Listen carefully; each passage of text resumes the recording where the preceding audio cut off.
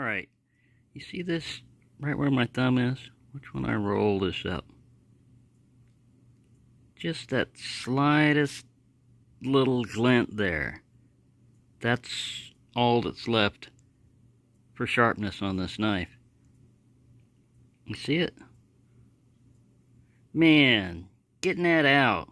Before it was up here, all the way down here. I've got a little more ways to go to get it completely out. But I don't like that.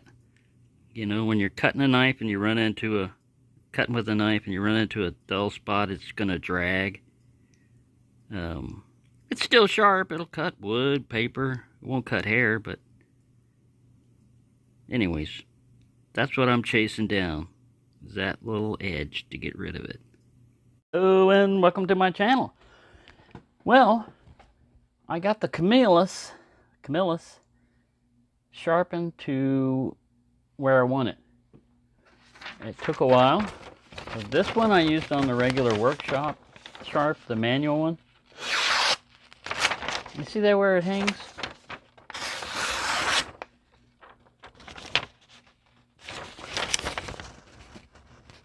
That's why I like cutting with paper. It can show you where you got your hang up. I'm not going to chase this one much anymore. It's pretty damn sharp.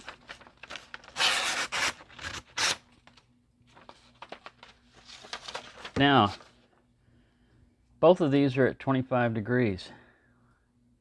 This is a convex edge.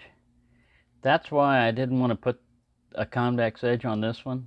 I mean, it alters the appearance of it a little bit. And since this is an older one, I wanted to keep it more like, you know, what you would see. This is a new one.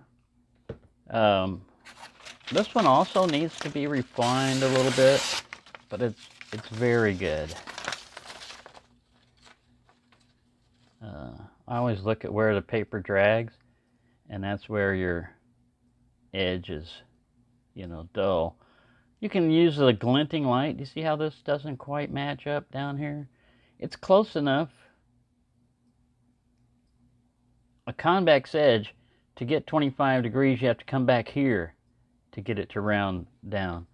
On this one, to get a 25 degree edge, you just slap it right there, and away it goes. But like I'll show you on one of my videos there, that I've been chasing this part to get sharp. And that's why when you're checking, you know, for a burr, you want to have it consistently all the way down. And this one, yeah, it's sharp all the way down now, but it's not hair shaving sharp. Like I said, I don't need these to be. Well, it is hair shaving sharp. There's a hair there. I don't know if you can see it. You cut that hair right there. So it is sharp, really sharp. Oh, and the other thing I noticed, you know, the sheath was kind of floppy, and I was wondering why. This is as far down as a cut is supposed to go. They went this far down, and you can see the cut doesn't go beyond that on these. I figured out what happened and why this thing is flopping like this. He put it on a military web belt. This will fit, you know, a web belt now. If you try it with one of these sheaths, you won't get the clip opening part through. This one will fit everything through. So whoever had this carried it on a web belt, and they carried it a lot. You can see how the sheath just like molds around, you know, to it, as opposed to just sitting there flat. Now,